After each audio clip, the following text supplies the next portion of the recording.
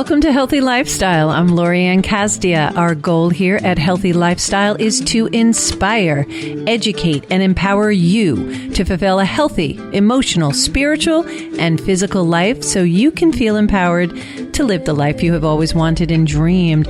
Yes, it's been a very challenging few months indeed, and getting ourselves back in, slowly but surely creeping out and enjoying each other's company. That's a big smile on all of our faces. So feeling very connected and healthier by doing that. I'm sure you all do as well.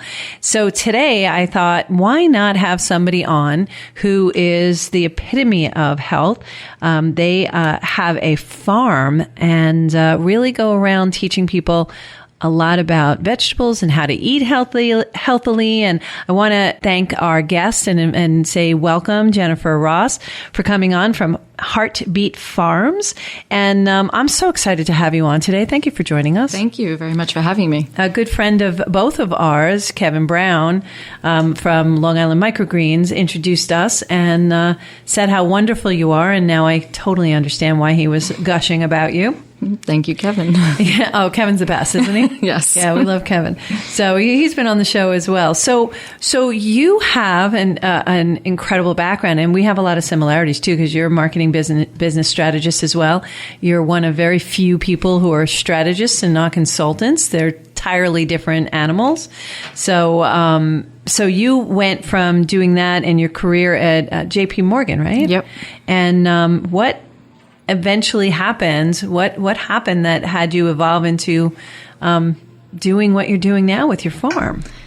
I started volunteering at Hobbs Farm in Center Sure, Ridge. Center Ridge, yeah. And I was actually helping, just to back up, I was helping to launch the Whole Foods in Lake Grove. And one of the things that they wanted to do was reach out to the local community. So I did some research online, and I found this farm in Center Ridge. I grew up in Hotesville. Never knew there was a farm in Center Ridge. Oh, sure. Yeah. Hobbs is well known. So I had to reach out, went there, met everyone, was totally inspired by what they do. They donate food to food pantries. Yep. And so I started, besides hooking them up with Whole Foods, and they started receiving some donations from Whole Foods, I started getting involved in the farm, volunteering. My kids, my youngest, who's now 13, started there at 3. Wow. So it's been a while. They kind of grew up helping at Hobbs Farm. We took over and helped with the farm stand there.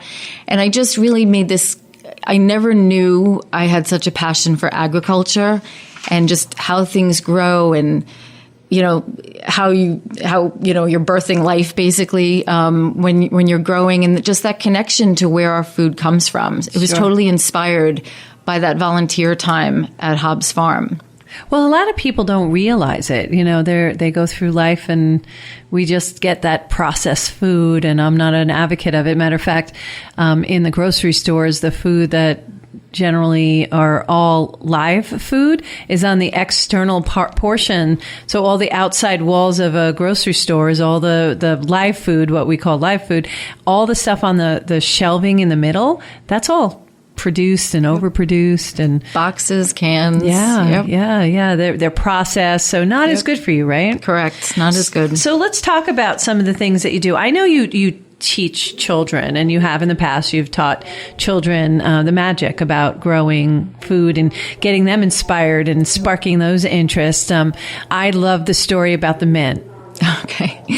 So when I was hosting field trips at Hobbs Farm through Heartbeetfarms, we'd always have students from all different schools coming to visit, and we think it's obvious that things, I know things don't come from a can or a box, but a lot of kids have no clue because they don't have access to that type of food.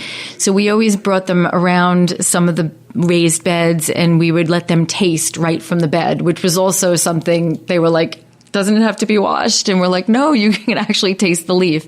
And one of the things we always give them to taste is the mint leaf. And when they taste it, it's like a very significant taste. Sure. And then all of a sudden they're like, mint's an actual plant. It's not an artificial flavor. Yeah. And, but that's such a powerful message. Sure. when you hear something like that, and you've just made that connection for that child. Yeah. And that is kind of what I live for, those mini connections that happen that really inspire a kid and make them realize that connection to food, real food, not a box or an artificial flavor or whatever else that they're getting, unfortunately. There's a different feeling. Don't you get it? Do you get this feeling? It's very grounding when you're actually planting a seed and watching it grow into a plant, and then all of a sudden it's food, and that's food that you're putting on your table. It's really exciting. It's like when you build something yourself or create something yourself. Although you're not necessarily creating it, you're helping it survive, right? Yep. That's exciting, right? Hugely exciting. Yeah. I mean, I think one of my favorite times in the process of growing is in the greenhouse or in your hoop house or in whatever you're doing during Hoop house? What's a hoop house? Hoop house is basically an unheated greenhouse. So it's basically, where you can start your seeds, but you just don't have heat in it. Got it. So, which most people have that versus a heated greenhouse. So in the spring, the early spring, when you start seeding and then when you start seeing life happen, it sprouts. Yeah. It's overwhelming because you've just birthed life. And then when you see them develop, I always take pictures of the little development. It is an amazing feeling, and then the fact that you're actually going to produce food off of this that people can get access to. That very empowering. Yeah, without a doubt. So how did the Heartbeet, and that's BEET as in the vegetable, how did Heartbeet brand start? How did that happen? So I had been contemplating doing something on my own, and I had been looking at some greenhouses, and I was trying to think of a name for it. And I was sitting down with a friend, and we were like doodling some things, and I was playing with the words heart and beet, and then he just drew these characters. And it's actually in the book, we have the original image. Yeah, I see the root for the beet. Yes, in our comic book for kids, there were the original napkin drawing was in there, my friend Tim. And he drew these little heart and beet characters, and then all of a sudden I saw the light. I was like, yes, I just realized that's what, I needed characters to help solidify this message and really connect with kids on a different level. So we came up with these two little characters.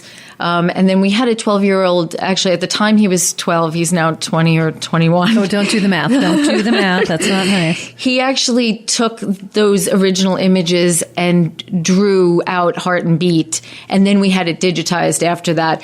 And we came up with these themes in the comics about, drinking water and what does organic mean? Because when you ask a child what organic means, they'll usually say, or an adult, it means healthy. Well, it doesn't mean that. So, so these comics just explain little questions around health and wellness. And then we use those comics to help teach kids both in school and at the farm about how to make healthier food and drink choices. I love this comic book. It's like Beet Wants to Know. Yes. And it's adorable, and it has really questions that both children and adults want to know alike. Yep. So, things like, what does organic mean? A lot of people are confused with organic, right? So let's talk about the definition of organic, right? There's certified organic and there's organic. So organic in general means that you're not growing with any synthetic pesticides or any chemicals in that way. Right. And a lot of kids will answer, well, it means healthy food. Yes, if it's not growing with pesticides and chemicals, right, it will be healthier for you, but it doesn't mean it's healthy per se. A farm that is using the term organic farm or organic produce is usually, they have to be certified organic. So they've done the paperwork, they've passed whatever tests, they're certified organic. But there are other farms like ours that are organically growing. So we don't have a certification, but we are using every organic method there is. And we usually sign a farmer's pledge. and anyone can visit the farm and learn about our practices and do their own due diligence at our farm. Right. We just don't we don't have the funding and go through the paperwork to actually get certified. The certification, yeah. Yeah. But there are different things, because some people will put organic on their brands in the grocery store, and they may or may not be 100% organic, but they are allowed to use it. That's why coming out to your farm. Where is your farm located? Right now, I transitioned from Center Reach. I was at Hobbs Farm. I leased 1.2 acres in the back and fully developed that. I've donated that back, all the equipment and everything, back to Hobbs Farm so they can continue their mission. And I downsized a little bit. I have a large organic garden in Smithtown. It's at the Smithtown Historical Society, where I can do some more intimate one-on-one, really just harvest for a customer. I love your garden to bag program, right? Yep. Yeah. Yep. So basically, customers book a time, especially with COVID going on. It works well. They can book a time on certain days, and they come down with their reusable bags, and myself or one of our interns will literally harvest whatever they want, goes right in their bag, only touched by one person with gloves, and exactly where your food is coming from. Yeah, and if you haven't had a farm-grown tomato or vegetable or what have you, it tastes entirely different than the ones that are gassed to make it look. And a lot of our vegetables in the local supermarkets have been preserved and gassed so that they get the color. So they kind of control when you get that tomato or what have you. And I bring tomatoes up a lot in this conversation because they're very, very different. When you have this from a garden tomato, it has so much flavor. It's just packed full of flavor. Sometimes there's no flavor to the tomatoes you get at the grocery store. Not all, but some.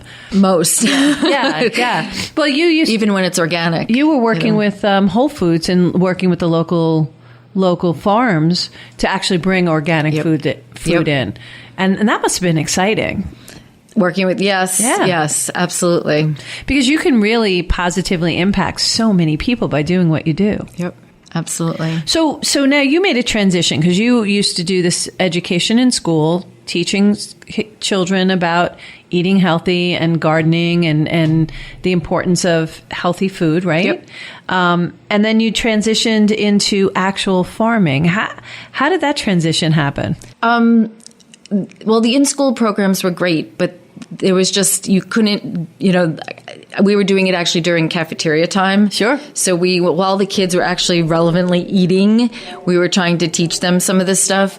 And then unfortunately, a lot of the cafeteria times have been shortened. Yeah. So I just knew that I could have more impact actually at the farm. And also I wanted to fulfill some of my passions for actually growing, which I couldn't do, for these programs. So we actually transitioned. We still would go into schools, sure, but we did more of the programs at the farm where it really could have an impact, and they can literally pick a vegetable or pick some mint and actually taste it. Yeah. And the real impact, was at the farm. It reminds me of when every Mother's Day I go out to the farms to get our annual plants with my son. And it's a tradition. That's what we do all the time. And we go pick out what plants we're going to plant in our garden every year. And as we're going through, he's eating, trying just a leaf, but he's trying different plants. Tasting his way through these places. And I'm like, this is not lunch. We're supposed to be getting plants. And so, but he knew the different tastes, and he's like, try this. And what do you think of this? And so being at the farm really kind of inspires one, doesn't it? It's like going out and picking your own strawberries or picking your own peaches, or there's just something different about it, right? Yeah, the connection is different. Like I said, I can bring vegetables into the school and let them taste some things, but it just, when it's coming right from what you really wanted to impact them with something right from the ground, and the power of that taste. The visual too of it coming right off the plant or right out of the ground. If you're doing beets or something like that, are roots. Yeah, we would let them pick carrots and beets, and that's really cool. Picking carrots is really cool, because all of a sudden you just see, it's flashback to Bugs Bunny. You get that. Don't do math again. We're gonna ask people not to do math today. So what's Heartbeet Farms doing right now? So we have a lot going on. We have the garden to bag program that's just getting up and running.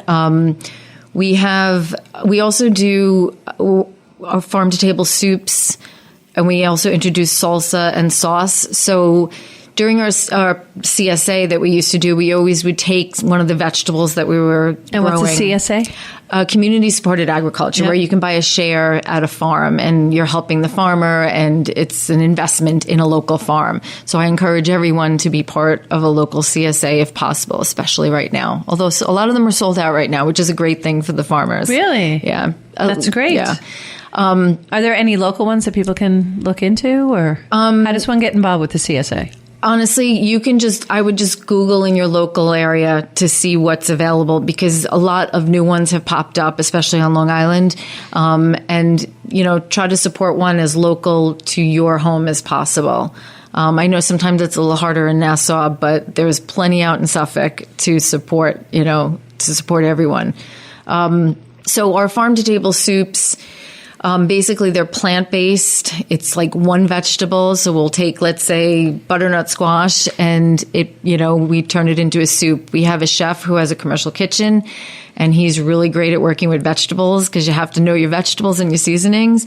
And very healthy, very low sodium. So we've built that, and we've been doing a lot during the winter months. We did a whole soup CSA, so people would be able to get fresh, healthy soups throughout the winter. They're all plant-based. Oh, that's exciting. Well, so help our listeners understand, if they don't, tell us the meaning of farm to table. Farm to table. I love this term, because basically for me, it's taking either my produce or local produce right to the kitchen, right, and creating whatever it is, a soup, a meal, etc. It's not processed. It hasn't traveled around the world. Correct. It hasn't sat in a warehouse. Right. It literally was picked off the farm and brought there to the table. I know a lot of local restaurants are farm to table, and it really changes the taste. It's very fresh, but you have to cook it right away. Absolutely. And you're also supporting local farmers. I mean, we have to emphasize that here, because the more you support them, the more local, organically grown produce that you're going to be able to see available to everyone on Long Island. Yes, and Healthy Lifestyle is absolutely huge supporters of local farms. You definitely have to do that to keep them in business, keep them around. We have to support them. And keep yourself healthy. Yeah, there's a lot of scientific background or scientific data out there about eating healthy like that, and that it really does change, and you'll just see a difference within a week. Just give it a week, and you'll be, one, addicted to it, and two, you'll feel so much better. So if you can cut out those processed foods, you're going to feel so much better. So, and have your beautiful glow, Jennifer. You have this gorgeous glow. Thank you. So tell us. We're gonna take a break in a few minutes, but in a really brief way, tell us about your children's comic book, Root for the Beet. I love this comic book. It's so cute. So basically, it's a series of 13 comics that were drawn by a young student on Long Island, and the messages are all about, they're simple messages that you could work through with your children. You just go through the comic, and they're funny. They all have a little funny to them. And then we have some actual images from the farm that relate to the comic. And then you can go over to the website and get more, you can explore that topic more with your children. I love that. So one of the things I like is if you can figure out how to make potato chips healthier. Can you? Please. Simple. Actually use potatoes. Good start. And a little bit of salt. And that's it. That's all you need. I have an air fryer. Can I make potato chips in an air fryer? Do you know? Probably. Yeah? I'd have to consult with my chef. Okay. Could you get back to us on that? Because I love potatoes. I love potato chips. I love potatoes in every form possible, but potato chips are so yummy, but with all that oil, it's not good. Michael's giving us a thumb up. We love potato chips here on Healthy Lifestyle. I don't know if that's an oxymoron, though. So, and in the comic too, it says Beet wants to know, which I love it. And it's like, what type of squash is spaghetti squash, and how can you eat a spaghetti squash? So it's really informative, and it's adorable. It's absolutely adorable. The comics are really cute. Can people get this book? Yes, it's available on Amazon through our website. you just link over to Amazon and you can order it right away. That sounds good. And your website is Heartbeetfarms.com. Okay, that's great. So you are listening to Healthy Lifestyle with Lorianne, and we are going to come back and continue speaking with Jennifer Ross from Heartbeet Farms. But we're going to take a little break, so don't go away. We'll be right back.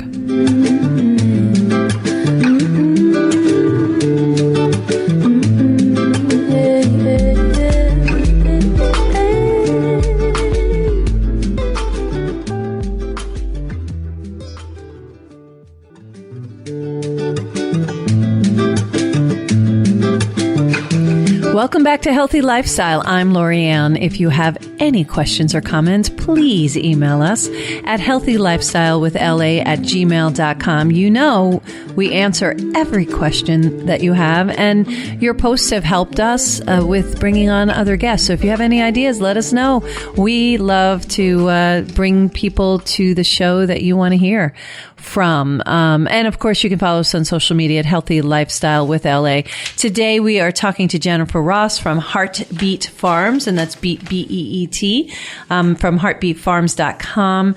And she's just a visionary in her own right, and bringing farm to table.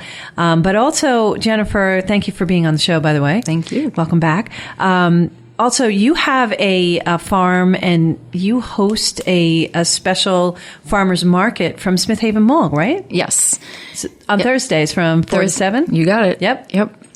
Yes, we. So how did that happen? Yeah. How did you launch that? Because this is your baby.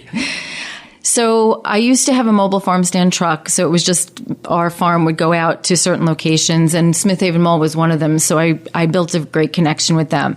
I was not looking to do a farmer's market. The mall approached me a few months ago. The marketing manager saw that a Florida mall had been doing a drive-through farmer's market. So she was like, what do you think of this? So I kind of sat on it. I talked to some vendors, including Kevin, to get their feedback on would you want to participate in a drive-through market. Kevin Brown from Long Island Microgreens. Yes. Yep.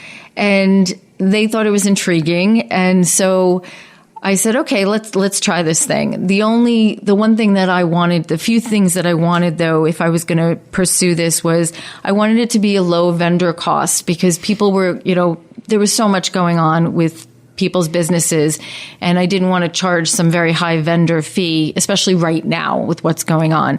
And the other thing is I wanted those vendor fees to be donated to a local nonprofit. We really needed to get back here. Yeah. Also, the drive-through concept, some people were like, how is that going to work? The drive-through, actually, we did that for the first 4 weeks. You roll down the windows. They just throw it in the window, right? No, I'm kidding. Just joking. Just totally joking. Some people would have liked that. But yeah, the cars would literally drive by they would stop at each stand. We had a line of over 200 cars the first 2 weeks. We had some articles written about us, but it was a really great way to enforce social distancing. All the vendors had masks and gloves, and most of the drivers had masks on as well. So it really helped, enforce what was going on. Love it. And this week, we're actually transitioning to a walk-through market. We're ready to make that transition. I think people want to get out of their cars now. Yes. Obviously, social distancing will be enforced throughout the entire market. Right. Both from the vendors, the volunteers, and the customers. But it's been very successful, and I think all the vendors are really excited that, they're giving back. We're all giving back, and we're helping small business in a very real way. How many vendors do you have? We have 20 to 22. It sometimes varies. Some vendors come once a month versus And what kind of products are we looking at? Everything from organic produce to farm-to-table soups to microgreens, honey, maple syrup, plants, strawberries. We have a bunch of hummus, all producers, local producers. So everyone's producing locally in different types of commercial kitchen settings. but a ton of different products. Ice cream we're introducing this week. Someone's making ice cream. Great. So I've been trying, and everyone is, we don't overlap in the types of vendors we're bringing in. So there's no competition. So it's one vendor per type of product. Right. Understood. That's so good. And how long has this been going on? Since May 21st, we launched every Thursday, 4 to 7 p.m. And you're going through the summer into September, October? That's the plan. So Nice. So you can go down to Smith Haven Mall on Thursdays from 4 to 7 and slowly walk through 20 to 22 vendors and get some really, really good food. Yep. And how does the Whole Food Market right across the street feel about this? Are they participating? They're not participating, but, Whole Foods is supporting, we're all supporting the same mission. Absolutely. So, they support, Whole Foods supports local farms, and then you have the local vendors across the way, and it's good exposure, and they're open all week. Right. This is special to support local, and huge advocate of supporting locally. You got to support the mom and pop shops. You got to support the local small farms. They do it from a passion, from a place of love, and we're not adding chemicals and things like that really change how the food tastes, one, and two, how your body reacts to it. So we have to really be mindful of that. And again, in the first part, we talked about your Root for the Beet comic book that you can get on Amazon. So it's Root, ROOT, for the Beet, BEET, play on words. It's adorable. Absolutely adorable. Would really be, it's actually good for kids and adults alike because of the questions. A lot of us have these questions, or some of the ones that we have, like, how do you make healthy potato chips? Did I mention that before, Jen? I will get you that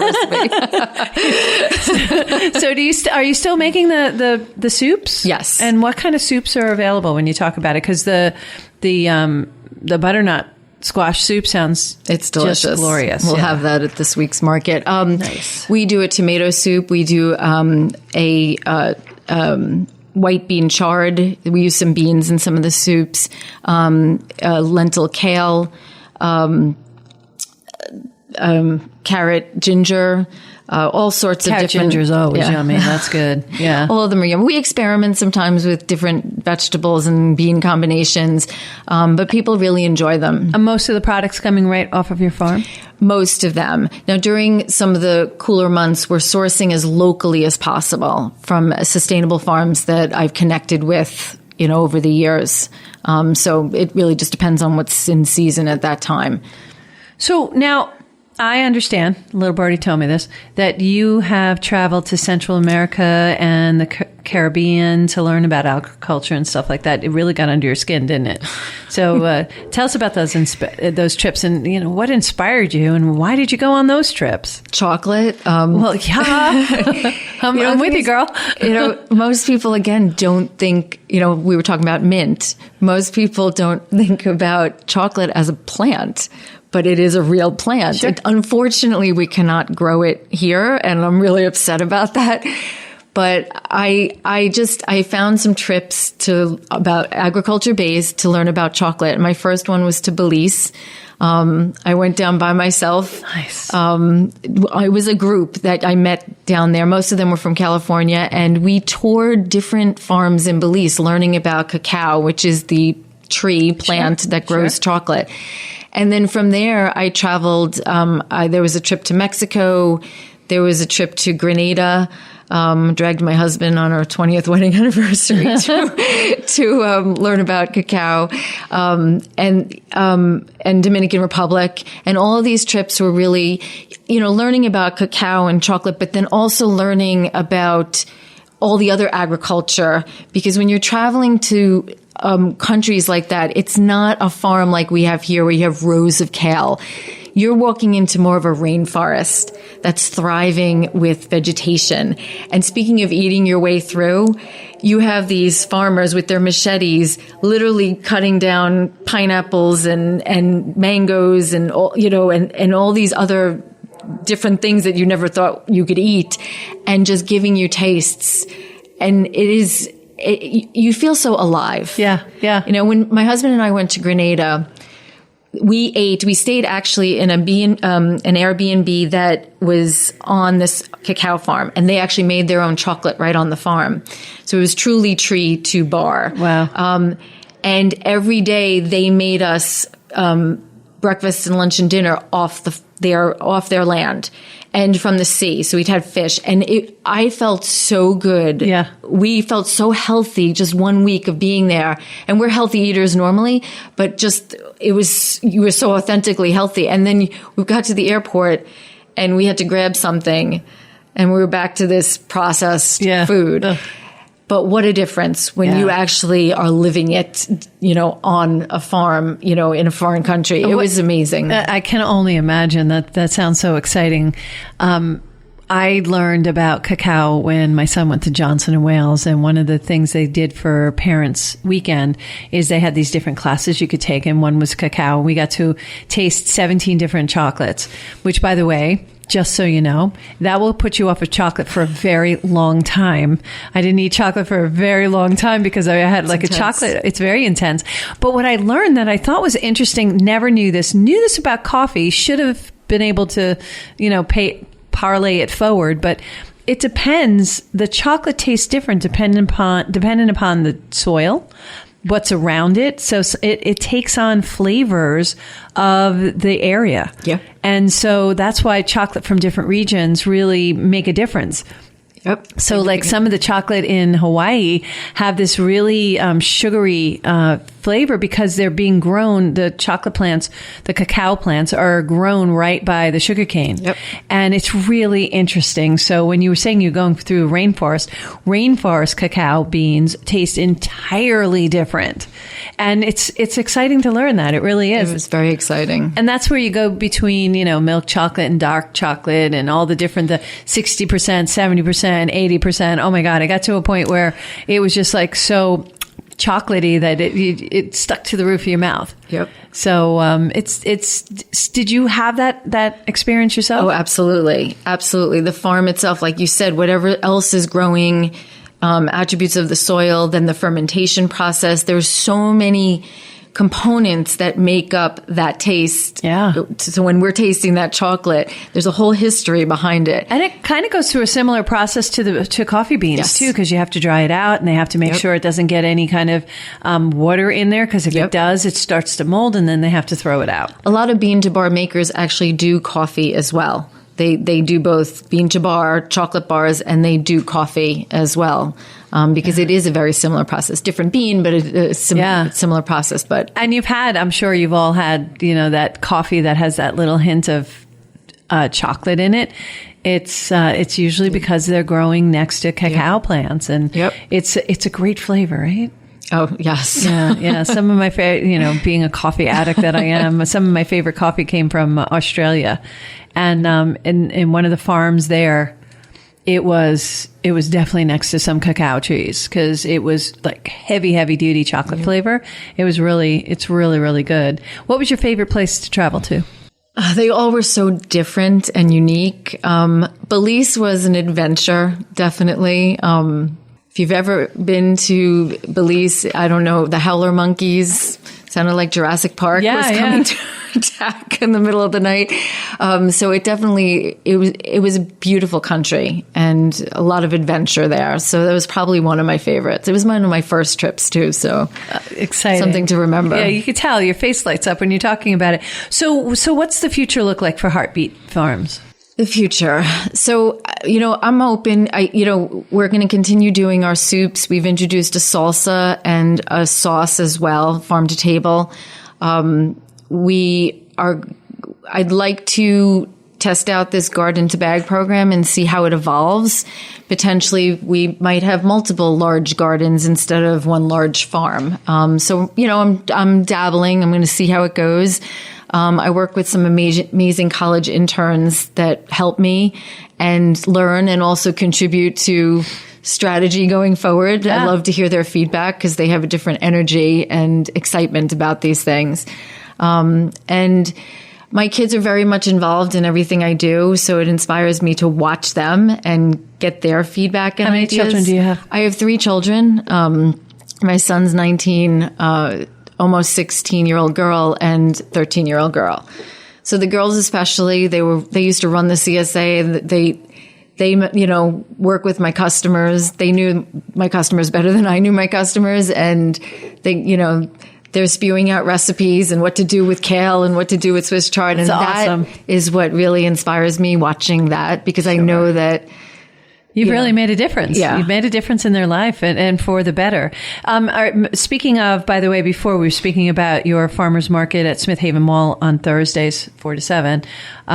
Do you have our good friend here at Healthy Lifestyle, Susan from 10 Coffee out in Shirley? Yes, I do. Oh my God. Is that, speaking of coffee, by the way, really good coffee. Yes. Susan's the best, isn't she? Yes, she is participating. Yes, our little energetic bunny here. She has more energy, right? Yes. Yeah, it has nothing to do with all the coffee she drinks. Wink, wink. Wink, wink. She has lavender honey that she puts in tea out there that is the bomb, the absolute best. I keep trying to get that recipe, Susan, hint, hint. So you have to give me the potato chip recipe. She has to give me the honey lavender recipe, and we're all good. That sounds really exciting. It looks like your future is just huge. I ask all of my guests this question because it's important for us to know. I like to know, and it's always good to know that our guests know this. So what's your why? Why do you do what you do? Sometimes you question why you're doing something. Oh, I should go back to corporate America or go do this, but I can't. I just am drawn to this, no matter what I do, this pulls me back. And the why comes from, working with kids who just brighten up when they're smelling or tasting mint, or picking a carrot out of the ground, or biting into a tomato that was right off the vine. Or when I watch my kids talking to a customer about, how they, did kale chips the other night, and, sharing those thoughts. Kale chips are outstanding. If you've never had them and you can make them at home, it's so easy and they're so good. They're addictive. But it's just, I think, sometimes when you really just, when you're drawn to something, I'm the person who will go with it. Doesn't always get me to the right place. Just like my trips to the Central America. How I got there, I don't know. It just was a passion. Something said, I really want to learn more about chocolate, and I went with it. And I'm that person who will go with it, good or bad. Which I love, because I talk about this all the time, is the universe gives you the signs, and you're doing the right thing because it just lights you up. It's the right thing when it comes easily and something just drops in front of you, and you're right on the right path because it really seems like it's coming too easy. And I also know when I'm on the right path when I can't remember what got me there. And that's exactly what you're saying. You're like, I don't remember how I ended up here. Because some people ask me, well, how did you end up doing what you're doing? And I'm like, I don't know, except I followed my inner voice and followed the signs that the universe was giving me, source, universe, whatever you want to call it, God, whatever. But there are signs that absolutely confirm and reconfirm that you're doing the right thing. And will actually, you ever see a cat play with a toy? It bats it from the right, it bats it from but it keeps it right in between its paws. That's what the universe does to us. It kind of bats us from the right, it bats us from the left. Exactly. It's like, get back on track. And so when you were doing those trips and no idea why, I'm sure that's what it came down to. So you're inspired by giving back, by watching the children. Are you going to continue to do education for kids? Yes. We're working with the garden right now. Obviously right now it's a little tough with COVID and what we can and cannot do. So it's limited. But the plan is to introduce some programs when things get a little bit better. Right. So, and they will, and they are. They're getting better every single day, and we're getting better at doing this. So, so certainly are. So I like it. I love the humanity that is coming out of this. I only look at the positive. I'm the unicorn and butterfly girl, no doubt. There's no question in my mind. But or others, quite frankly. But I see so much good coming out of it, and so much humanity coming out of it. That's, I think, what universe wanted to tell us, that we all can be affected by something like this. It doesn't matter what country you're from. It doesn't matter what your religion is. We're all affected by it. But at the end, we're all human and we need to help each other. And you do that in a very significant way with your Heartbeet Farms. And I appreciate you being here. I appreciate you. You inspire me. I'm sure you inspired our listeners as well. So thank you so much for being on today, Jennifer. Thank you for having me. I would love to have you back again so you can talk more about your farmers market. Again, Smith Haven Mall Farmers Market on Thursday from 4 to 7. You can see Jennifer at Heartbeet Farms. You can see our good friend Kevin Brown, Long Island Microgreens. You can see our other good friend Susan, Tend Coffee from Shirley, and they'll all keep you, as well as 20 other wonderful, amazing vendors. Because if they're associated with you, Jennifer, I'm sure they're outstanding and amazing. So thank you so much for being here, and thank you all for joining us today on Healthy Lifestyle with Lorianne. My heart is always lifted by sharing this time with you, and I appreciate you coming with us on this journey. So I want to thank Jennifer Ross from Heartbeet Farms. That's heartbeetfarms.com. Definitely shop locally. It helps everyone and it'll keep you healthy as well. Remember, we are here to serve one another, so take a moment, step out of your day and do a little something for someone else. And remember, always do a little something for yourself. It doesn't have to be big. Just do a little something. Be kind to yourself. Have kind thoughts. That really works. Create new habits. Remember, it only takes 21 days to build a habit and 90 days to build a lifestyle. So start with one and see where it goes. In the meantime, please stay healthy. Please stay safe. Show love to others by showing social distancing. And thank you again for joining us on Healthy Lifestyle. Play a higher role. Serve a higher purpose. I'm Lorianne Casdia. Until next time, show up for you and show up big.